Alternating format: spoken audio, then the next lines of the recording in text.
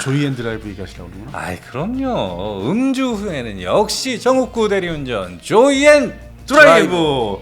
네. 얘기 한번 해주세요. 최초 앱 설치 시 10,000원이 적립되고 네.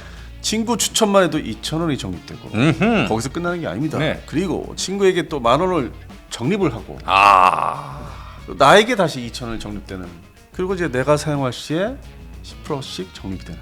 내가 대리운전을 사용한 금액의 10%가 적립이 돼서 차곡차곡 쌓이면 나중에 공짜로 대리운전을 또 한번 쓸 수가 있다. 네, 이렇게 혜택이 많은 정욱구 대리운전 조이앤 드라이브 고정 댓글에 링크를 달아놨으니까요.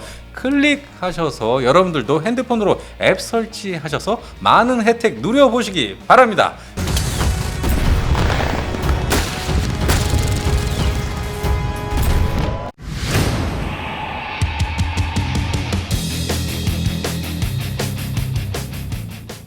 여러분 안녕하십니까. 믿고 보는 밀리터리 직 채널 슈퍼소닉 TV에 오신 걸 환영합니다. 오늘도 디펜스 타임즈 안승범 대표님 나오셨습니다. 안녕하십니까. 예. 자, 오늘은 좀 짜증이 나는 얘기를 좀 해야 될 것 같은데. 또 어떤 일이 또 짜증이 나시는지. 아니 유럽에서 왜 이렇게 난립니까? 대한민국 방산 이거 막아야 된다고.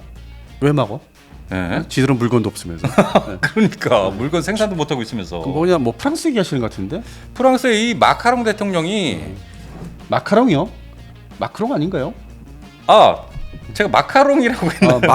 마크롱인데. 예, 마크롱. 프랑스의 마크롱 대통령입니다. 마카롱은 먹는 거고. 예. 근데 지금 이 유럽에서 마크롱 대통령이 필두에 서가지고 이 대한민국의 방산을 막아야 한다. 우리 유럽이 일어나야 된다. 이런 식으로 계속 뭔가 그렇죠. 일을 벌리고 있어요. 왜 그럴까? 자기 나팔 잘 팔리면서. 나팔하고 뭐 잠수함도 좀 팔고 스콜펜 애들 팔고 있고 인도네시아 가서. 그리고 뭐 이제 에어버스에서 A400 수송기도 잘 팔고 있는데 뭐 우리가 지금 전차하고 자주포, 천무 이것 때문에 그런가요? 이 지상군 장비. 그렇겠죠. K2 전차, K9 자주포, 그리고 천무, 또 FA-50 경 공격기까지. 그러니까 그들한테는 이게 특히 프랑스 중심으로 그들한테 없는 품목. 그러니까 뭐 다시 재생산하더라도 생산량이 가동하려면 어려운 것들. 그렇죠. 아니면 또 개량량을 내놔야 되는 시간이 걸리는 것들, 네. 돈이 투자되고 그런 품목이겠네요. 아주 배가 아픈 거네. 그 영국도 아니고 독일도 아니고 왜 프랑스가 이렇게 설치는지 저는 그 이유가 궁금하거든요. 아니 뭐 간단히 말씀드리면 프랑스가 냉전 시절 때도 뭐 네. 70년대부터 물론 이제 그 전에는 이제 뭐 미라지 전투기라든지 뭐 이렇게 뭐 AMX 13 전차라든지 좀 이렇게 잘 판 게 있어요. 네.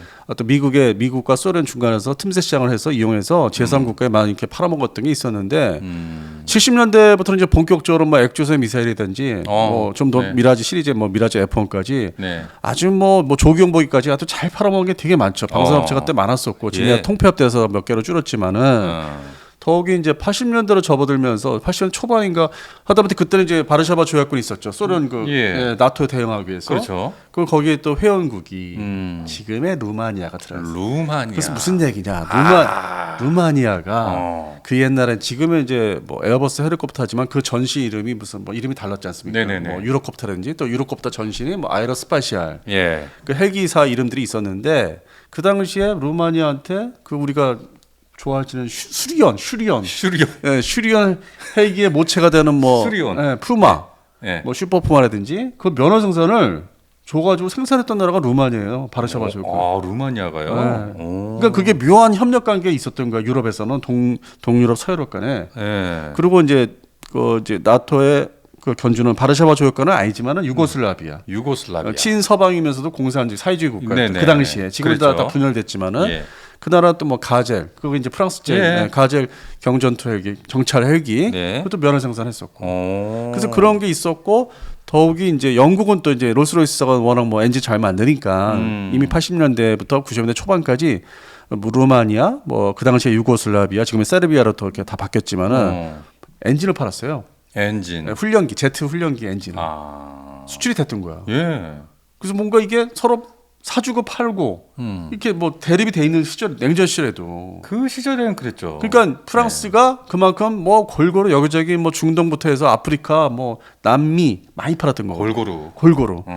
대신 이제 뭐 독일은 그 당시 서독은 이게 이제 통일되기 전에 서독은 이제 잠수함을 좀 많이 팔았고 209 잠수함 시리즈. 네. 지금도 마찬가지 아닙니까? 근데 지금 그게 뭐 남미에 많이 깔려 있는데 남미에 중심적으로 깔려 있는데 노화돼서 그 교체 시장을 우리가 이제 하나우시에서 이제 뭐 노리고 접근을 한다는데 뭐 알고 보니까 또 뭐 돈이 없어서 당장 팔릴 것 같지는 않다. 전에 우리 방송이 잘 될 거라 말씀드렸는데 그래서 가서 뚜껑 열어보니까 돈들이 지금 당장 없어가지고. 근데 진짜 그거는 이제 서독 옛날에 구 서독이 지분이었죠. 방산 수출에. 네. 그런 게 있었고. 그래서 뭐 냉전 시절 때 잘 팔아먹고 잘 살았죠. 그다음에 또 이 대테러 전쟁 때도 또 장갑차 중심으로 많이 팔아먹고. 뭐 헬기 특히. 뭐 기동 헬기. 그래서 골고루 잘 해먹고 잘 먹고 잘 사는데 어느 날 갑자기 우크라이나 러시아 전쟁이 터지면서 빵 터지면서 자기들이 즉각적으로 팔 수 있는 물건이 없어. 특히 그 지상군 장비가 없는 거예요. 예. 그리고 물론 이제 지금 와서 3년 이제 전쟁이 흘러오면서 그 차량용 자주포 그게 이제 뭐 캐사르죠? 캐사르는 이제 또 그 현지 그 지형에 또 이제 뭐 치고 빠지는 게 좋다 해가지고 지금은 다시 또 캐사르가 인기를 끈다는데 그 전에는 K9 자주포 같은 궤도형 자주포가 그렇죠. 이제 인기를 좋았고 우크라이나 그 지역에서는 그래서 이제서야 뭐 캐사르가 다시 뭐 알아준다 해가지고 뭐 이렇게 회복세는 있는데 약간의 회복세죠. 근데 이제 궤도식의 자주포는 이제 뭐 신형이 없으니까 그러다 보니까 또 그것도 이제 뭐 좀 품목이 좀 밀리는 거 뺏기는 거지 시장을. 그리고 전차도 이제 뭐 르클레이 전차도 뭐 지금 다 생산 종료된 거는 또 개량전 끄집어내서 한다고 해도 그렇게 팔릴 것 같지는 않고 이미 다 뺏긴 거고. 그래서 프랑스에서 열받죠.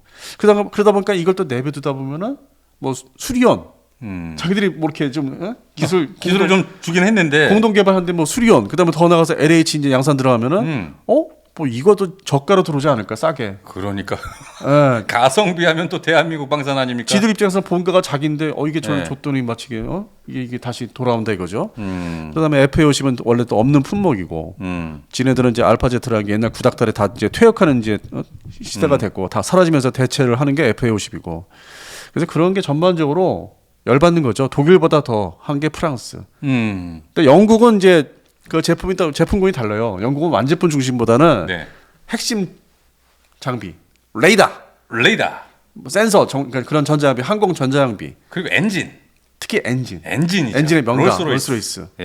그다음에 아직까지도 함정 분야는 또 아직 독보적인 존재고. 그러다 보니까 그런 분야에서는 이제 영국보다 더 이제 열받는 게 프랑스가 되는 거죠. 그리고 더불어서 이제 이태리가 이제 조금 애매한 이제 포지션에 있죠. 이태리가 B급 상품을 많이 팔았어요. B급. 90년대까지만 해도 레이더도 그렇고 뭐 지금 뭐 하나 시스템에서 뭐 우리가 납품을 한다는데 레이더. 근데 이제 면밀히 따져보면은 또 그게 그 유럽에서 레이더 이태리 중심의 레이더가 아니라 영국 중심이거든. 셀렉스. 지금은 다 이름이 레오나르도로 다 합병해서 이름이 흡수됐는데 그 스코틀랜드에 가면 지금 스코틀랜드 그 에딘버러에 공장이 본사가 있는 셀렉스계 레이더가 알아주는 거고 이태리 거는 뭐 그리포라든지 뭐 그런 좀 성능이 떨어진 저가 레이더. 그래서 이게 지금 면밀히 따져볼 게 하나 시스템에서 만드는 게 일단은 뭐 이태리 쪽으로 뭐 납품한다 보면은 저는 약간 조금 저기 하는 거죠. 더 지켜봐야 되겠다. 영국 셀렉스사에서 그러니까 이게 지금은 다 레오나르도 산데 영국 셀렉스에서 아주 고성능 레이더 그런 거에 맞춰서 뭐 해와라 가져와라 그런 거라면은 좀 뭐 진짜 우리가 상당히 일치월장한 건데 이게 이태리 뭐 밀란 그 이태리 공장 그쪽 북부 지역의 뭐 회사라면은 그 이제 계열사죠. 그래서 그 안에 들어가면 이름이 다 서로 원래 옛날 이름들이 있으니까. 그래서 좀 그런 부분은 좀 더 이렇게 자세히 좀 봐야 되는 거고 그냥 퉁쳐가지고 이렇게 보도 자료 낼 게 아니라 그래서 그 제품도 뭐다 좀 소개도 해서 어디에 납품 바로 들어간다 전투기에 들어간다 좀 그런 것도 좀 면밀하게 좀 이렇게 따져볼 필요도 있죠. 그래서 그런 시장에서 보면 이태리 방사는 조금 이제 밀리는 게 있어요. 그러니까 뭐 하다못해 뭐 우리가 반대로 사오는 게 있지만 잠수함에 뭐 이제 그 잠만경 어째 그런 부분품 그런데 이제 강하죠 이태리는 부품에 강하다. 근데 이제 전통적으로 프랑스 방산이 제일 좀 셌었죠. 자기 옛날 지배하던 식민지 지역이 많았기 때문에 거기 가서 그냥 무조건 그냥 찾아가면은 뒷돈 주고 물건 팔고 그러던 시절이 있었으니까. 그런데 러시아 우크라이나 전쟁이 일어나고서부터 자기들이 차지했던 지분을 가지고 있던 나라들의 방산 제품들을 지금 대한민국이 독식하려고 하니까. 왜냐면 이제 그렇게 시작해서 진입하면은 전통적인 옛날 바르샤바 조약국 지금은 이제 아니지만 나토지만은 그쪽은 이제 우리가 다 석권할 수 있게 되니까, 다 뺏기게 되니까. 그게 이제 퍼지면은 지금 이제 루마니아까지 내려갔는데 저게 이제 로마니아도 물건 써보고 하다 보면 이제 불가리아 뭐 이렇게 내려가거든요. 내려가죠. 예, 물론 이제 헝가리는 뭐 지금 아니지만은 헝가리는 좀 약간 다르지만 체코하고 슬로바키아도 그렇고. 예. 근데 이제 불가리아까지 확산되고 하다 보면은 뭔가 이제 자꾸 이렇게 물량이 늘어나는 거죠. 그리고 위에 있는 이제 북유럽 국가들이 또 이제 다른 물량도 우리 그 물건들 사갈 수 있는 거고 지금 자주포를 써보 이제 사용해 보고 있기 때문에. 네네.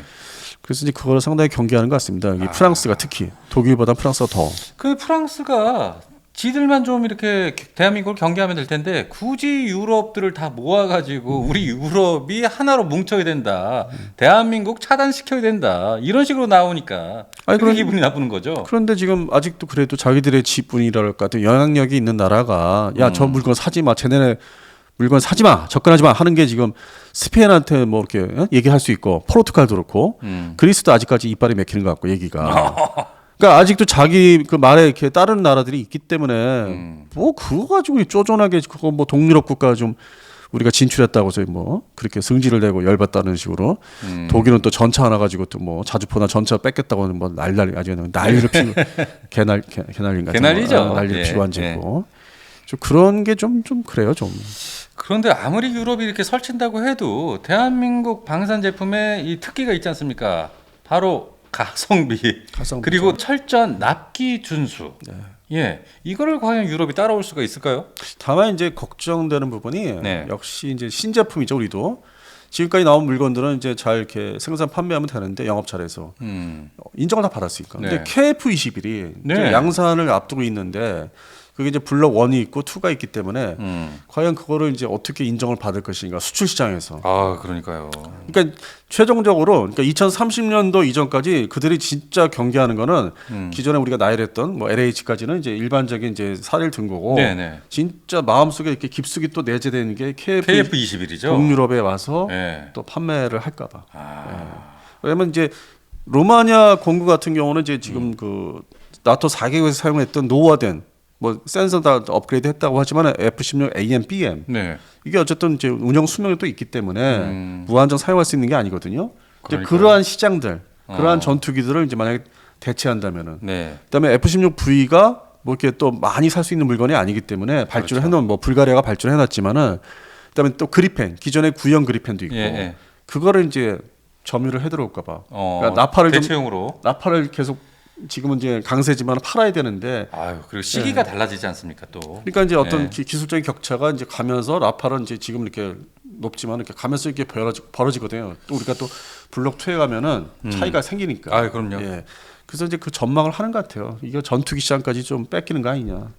나중에 지금은 아니라고 하지만은 결국에는 이 KF21을 가장 두려워하고 있는 거네요. 그걸 이제 말은 못 하고 있죠. 왜냐면 또 지켜봐야 되니까. 야 진짜 물건 그 블록은 어떻게 나와서 공군 부대에 배치돼서 잘 뜨고 내리냐? 그것까지 다 면밀히 매번 봐야 돼요. 모니터링 해야 되기 때문에. 그래서 이게 KF21 사업이 어쨌든 뭐 방사청이나 카이다에서 뭐 어쩌고저쩌고 해가지고 뭐 좀 그 우여곡절이 있었는데 예산 깎이고. 그래서 이게 향후에 2025년, 26년에 이제 경과 과정이 상당히 중요합니다. 그러니까 실전 부대가 지금 강릉으로 이제 그럼 뭐 강릉에 배치된다는 거는 저는 2019년에 가서 봤어요. 그 105대대에 이미 그거 다 예정돼 있었다고 다 자기들 다 거기다 명시해 놓고 있었고 그다음에 이제 그 당시에 예천 비행단도 가니까 뭐 앞에 현수막으로 우리는 KF21에 뭐 고향이 될 것이다. 그래서 그걸 다 봤기 때문에 그래서 부대는 다 이제 배정돼 있죠. 그래서 이제 거기서 잘 운영을 이제 받아서 해야 되기 때문에 뭐 이제 그거를 이제 지켜봐야 되죠 또. 그들도 지켜볼 것이고 일단 뭐 헛소리도 나올 것이고 뭐 그래서. 앞으로가 더 중요한 것 같아요. KF11을 수출 시장에 어떻게 진입을 시키느냐. 근데 중간에 이제 그 개삼류 인도네시아 때문에 아주 신경이 딴 데로 지금 쏠려가지고 뭐 양산 비용을 뭐 늘린다, 뭐 늘어난다. 저놈들 때문에 뭐 이제 그런 이제 좀 논란도 있지만은. 그 제일 중요한 게 KF11인 것 같아요. 앞으로 이 유럽 측에서 계속적으로 대한민국을 경계를 할 것 같은데 저희 지금 필두로 나와 있는 K9 그리고 K2 전차, FA50, KF21까지 계속적으로 발전을 거듭해서 유럽이 그냥 바늘을 찔러도 피 한 방울 나오지 않을 정도의 대한민국의 기술을 가지고 있어야 되지 않을까 하는 생각입니다. 그 역설적으로 한 말씀 드리면은 1970년대 이제 초반부터 기준이 연도가 이제 1970년대 초반부터 2015년까지 그러니까 동북아시아죠. 동북아시아에 대한민국 그다음에 일본은 말할 것도 없고 얘네들이 무슨 방산 제품이 있고 어디를 감히 우리 유럽에 와. 그냥 막말로 하면 개무시를 당했었죠. 아니 자기들이 독점적인 이제 지위와 권한이 있었다고 생각한 거죠. 수출 시장에서 아프리카, 중동, 남미 다 밥이었거든 자기들은. 아유, 그러니까요. 돈 네. 뒷돈 좀 주면서 다 했던 그 수출을 이제 잘 해먹었는데 네. 2010년부터 우리 K9 자주포가 이제 영국에서부터 등장하면서 아, 얘 뭐냐 이렇게 된 거죠 시장이. 그러니까 정확히 2010년부터 K9이 이제 그 물꼬를 길을 확 그냥 그 문을 열어 제친 게 열었죠. K9 자주포. 예. 더 거슬러 올라가면 삼성 테크인 시절에 K9 자주포부터. 네. 그래서 저부터 시작이 된 거죠. 맞습니다. 그래서 이제 불과 우리가 이제 유럽을 이제 방산 시장을 이제 위협하기 시작한 게 한 이제 9년 되는 건가요? 거의 9년 7, 8년? 예, 예. 7, 8년 되는 것 같습니다. 예. 그러니까 이제 앞날은 더 두려운 거죠. 음. 저것들이 또 KF10을 가지고 오면 아주 난리가 날 텐데. 그러니까 그 견제를 지금부터 이 마카롱 과자인가요? 마카롱. 마카롱. 예, 마카롱이라고 하죠. 마카롱 과자가 예, 이제 프랑스 마카롱. 이제 시장을 더 뺏길까봐. 근데 이왕 내친 김에 우리 이거 MCX 수송기도 빨리 개발해서 그걸로 가서 팔고 싶어요. 그러니까요. MCX. 그것도 좀 팔아야 되는데 만들었어 참. 예, 언제쯤 나올까요? 요즘 좀 잠잠해요. 그렇죠. 지금 얘기가 쏙 들어갔어요. 쏙 이 부분도 들어갔어요. 저희가 좀 파헤쳐서 취재를 해야 되지 않을까. 하여튼 뭐 내부 진행은 이제 하고 있다고 하지만은 예. 또 무인기 관련된 거 뭐 AAV 관련된 것도 이렇게 다시 그쪽을 강조하다 보니까 네. MCX가 쑥 들어갔어요. 야, 그래요. 네, 그 시장도 이제 2030년대에 그런 그 수준의 수송기 시장이 또 있는데 그걸 또 뚫고 들어가려면 비행기가 있어야지 나와야지. 그러니까요. 네. 그래서 우리가 또 어떻게 보면은 여러 가지 분야별로 또 방산 그 제품 발전을 많이 시켜야 됩니다. 더 판매를 하고자 하면. 그러니까요. 지금 대한민국 경제의 이 방산 산업이 한 부분, 일부분을 지금 차지하게 됐습니다. 이게 코로나 나기 직전까지는 이렇게까지 생각 못했죠. 이제 코로나 시절을 이제 지나면서 이제 2022년 여름부터 그냥 확 그냥 개막이 된 거죠. 이 대한민국 방산이 전 세계에서 물꼬를 트기 시작한 지 이제 한 2, 3년 됐다고 봐야 될까요? 본격적으로. 그렇죠. 근데 그 전까지는 우리가 이제 쩔쩔 매서 이제 그냥 사주세요 했던 게 사실 인도네시아, 튀르키예 그거 수준에 머물러 있던 게 이제 확 이제 폴란드로 이제 되면서 동유럽, 북유럽 확장이 됐죠. 확장이 되고 이제 뭐 북아프리카, 그다음에 중동, 뭐 사우디라든지 아랍에미레이트인지, 그다음에 남미의 페루 이렇게 해서 이제 뭐 이제 함정까지 이렇게 이제 잠수함도 나가야 돼요. 잠수함 캐나다는 사실 뭐 좀 개인적인 의견인데 좀 더 면밀하게 지켜봐야 될 것 같아요. 그렇죠. 예. 폴란드도 마찬가지고. 폴란드도 마찬가지고. 그러니까 가봐야 합니다. 너무 일찍 그거에 대해서 뭐 이렇게 될 것이다 이렇게 좀 하지 마시고 네네네. 좀 이렇게 좀 지켜봐야 되는. 그래서 실제 성사가 되면 그때 이제 막 박수 치고 이제 막 그냥 깽가리 치고 막 그냥. 네. 아무튼 듣지를 저는 않습니다. 오늘도 KUH1IQ 이 수리온. 이거 저게요 예. 상당히 귀한 아이템이에요. 예, 이 모자를 쓰고 나왔습니다. 제가 지난 방송에서도 이 모자를 쓰고 나왔는데 이게 바로 힌트 아니겠습니까? 근데 딱 모자도 하나밖에 못 구했는데 제가. 근데 못 알아들으시는 분들이 꽤 많더라고요. 아무튼 이게 힌트를 여러분께 드렸습니다. 자, 너무 많이 힌트를 드렸나? 네, 많이 드렸죠. 네. 아무튼 저는 한 마디도 하지 않았습니다. 저도 안 했어요. 예. 아무 얘기 안 했어요. 예, 알겠습니다. 자, 그럼 여기까지 디펜스 타임즈의 안승범 대표님, 저 소닉 PD였습니다. 여러분, 감사합니다.